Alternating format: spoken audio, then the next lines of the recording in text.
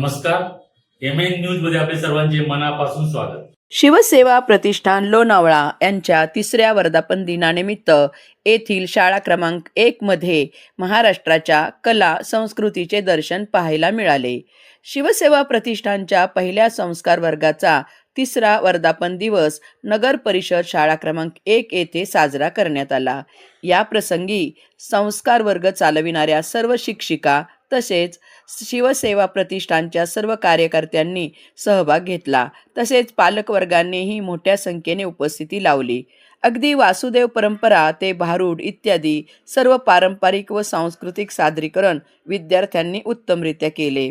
या प्रसंगी बापूसाहेब भोंडे विद्यालयाच्या मुख्याध्यापिका सौ माधवी थत्ते या प्रमुख अतिथी म्हणून उपस्थित होत्या. पाहूया याबाबतचा वृत्तांत.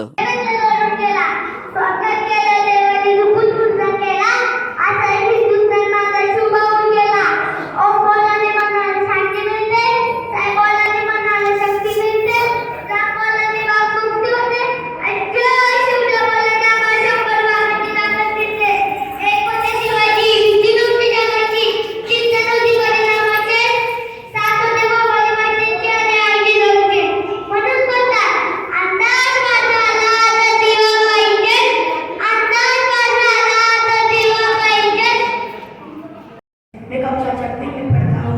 आज मैं आपके सामने स्वामी विवेकानंद का जीवन चरित्र प्रस्तुत करने वाला हूँ.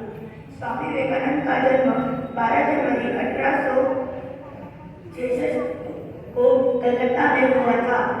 उनका बचपन का नाम नरेंद्रनाथ दत्त था. उनके गुरु रामकृष्ण परमहंस से मध्ये झाला. ते लहानपणापासून खूप हुशार होते.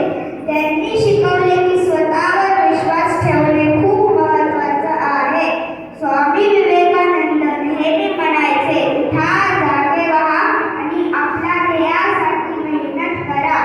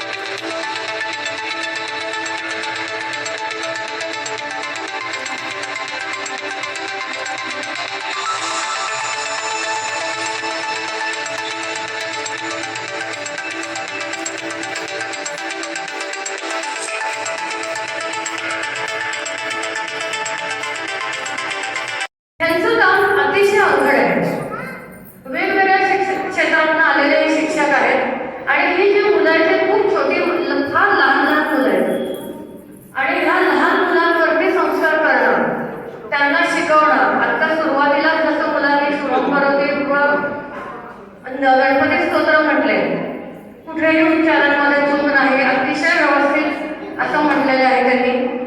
तर हे सगळं श्रेय जे आहे हे शिक्षकांना जातं. ही शिक्षकांचे मुलांवर घेतलेले कष्ट इथे दिसून येतात. यशवंताला सांगितले, यशवंत आपल्याला हॉस्पिटल उभारायचे. यशवंताने हॉस्पिटल उभारलं.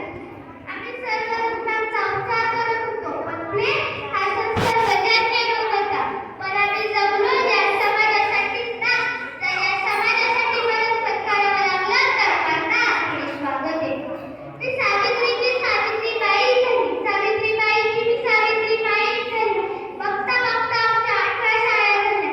केशवपंतावर आम्ही बंदी मारली, कारण आनंद होता तो आयाबाया शिकण्याचा. म्हणून म्हणतात, विद्येविना गती गेली, विद्येविना गती गेली, गतीविना गती गेली, गतीविना शूद्र गती एवढा आनंद एका अविद्येने केला नाही. मुलींना वाचवा आणि या देशाची शाश्वतता वाढवा. एक मुलगा शिकला ना तर तो एकटाच शहाणा होतो. जर एक मुलगा शिकला ना तर तो एकटाच शहाणा होतो. जर एक मुलगी शिकली ना तर ती संपूर्ण घराण्याला शांती करते. एक मुलगी शिकली ना ती संपूर्ण घराण्याला